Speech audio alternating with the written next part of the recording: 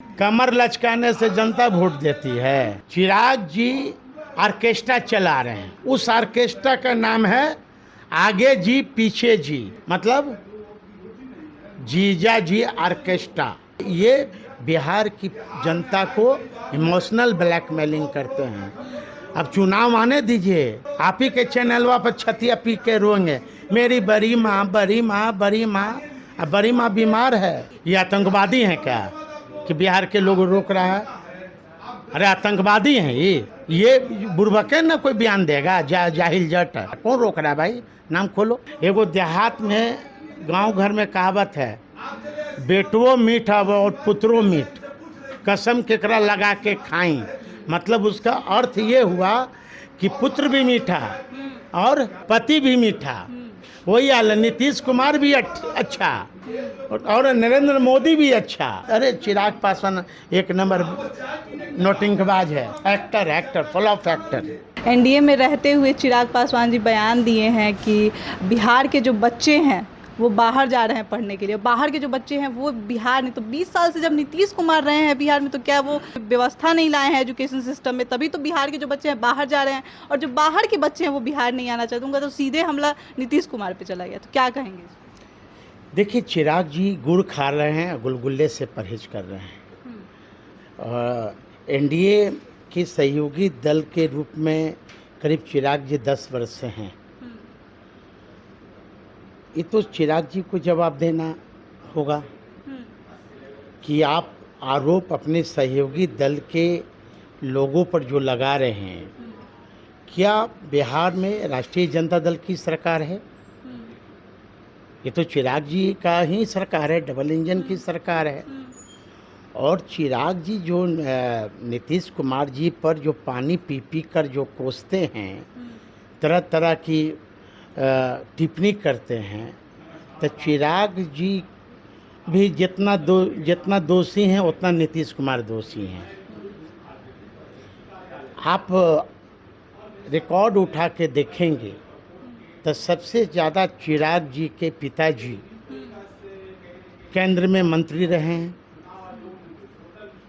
और इम्पोर्टेंट पद पर रहे हैं, और कई प्रधानमंत्रियों के साथ उनका नज़दीकी संबंध भी रहा व्यक्तिगत। तब चिराग जी की सुबुद्धि उस समय कहाँ गई थी कि बिहार के लिए करें?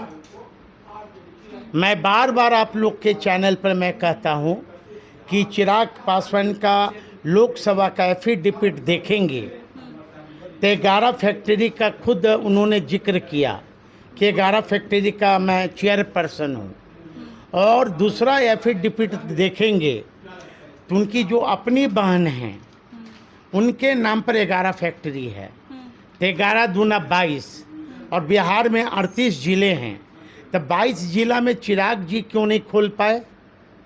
वो अपनी फैक्ट्री को यदि बिहार के विभिन्न जिलों में खोले होते तो आज तो हमारा युवा भटकता नहीं, मुंबई गुजरात तो नहीं जाता, दूसरे राज्य में तो गाली सुनने नहीं जाता। तो चिराग जी को तो पहले तब उनका फैक्ट्री लंदन और पेरिस में है, ये बिहार में नहीं है। तो फिर क्यों कोस रहे हो भाई? किसको कोस रहे हो? कह रहे हैं 243 सीटों पे लड़ेंगे बिहार से। ये भाई तो ये तो मैं बार बार आप लोग के चैनल पर कहता हूँ कि चिराग जी क्या बोलेंगे। नालंदा के मीटिंग में कुछ बोलते हैं, शाहबाद के मीटिंग में जाते हैं वहाँ कुछ बोलते हैं, पटना आते हैं तो कभी कहते हैं कि हम नीतीश जी के नेतृत्व में चुनाव लड़ेंगे। तो चिराग जी को 243 पर लड़ना है, पहले वो मंत्रिमंडल से इस्तीफा दें, इस्तीफा दे के लड़ो ना भाई। आपको कौन रोक रहा है? कोई तो रोक तो नहीं रहा। तो आप ये डायलॉग सुनते सुनते बिहार की जो जनता है उसका कान पक गया है। चिराग जी ऑर्केस्ट्रा चला रहे हैं, है ना? उस ऑर्केस्ट्रा का नाम है आगे जी पीछे जी, मतलब जीजा जी ऑर्केस्ट्रा, है ना? ठीक है।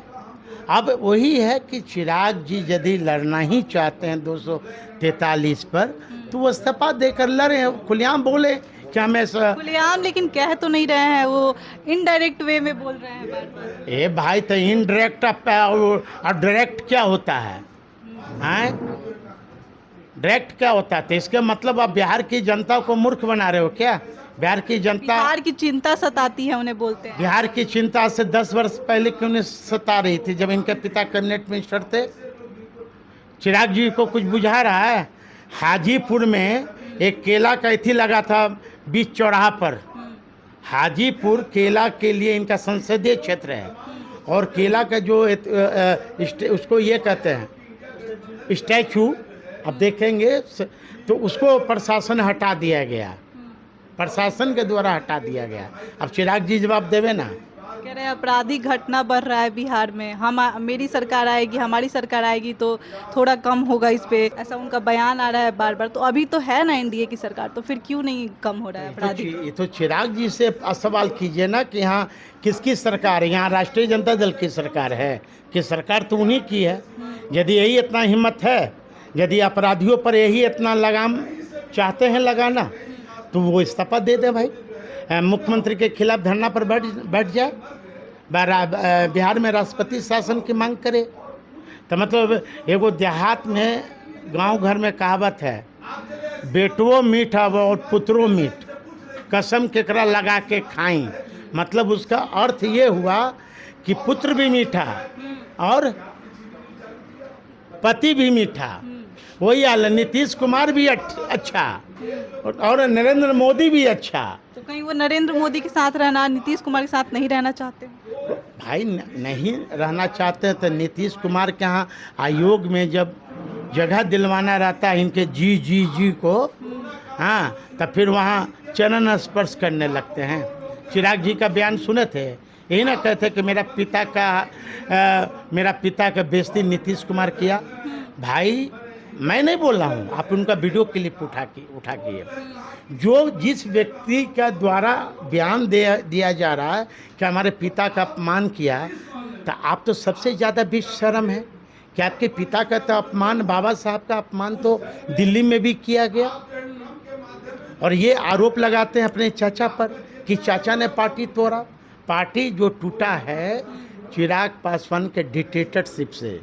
चिराग पासवान साउथ कोरिया के राष्ट्रपति से कम नहीं है, मतलब डिक्टेटर से, और डिक्टेटरशिप के चलते ये पार्टी टूटी। उनकी जो पार्टी टूटी, उनके जो संसद टूटे, डिक्टेटरशिप से ये हुए। और मान्यता कौन दिया भाई इन पारस जी का पार्टी का? कौन दिया?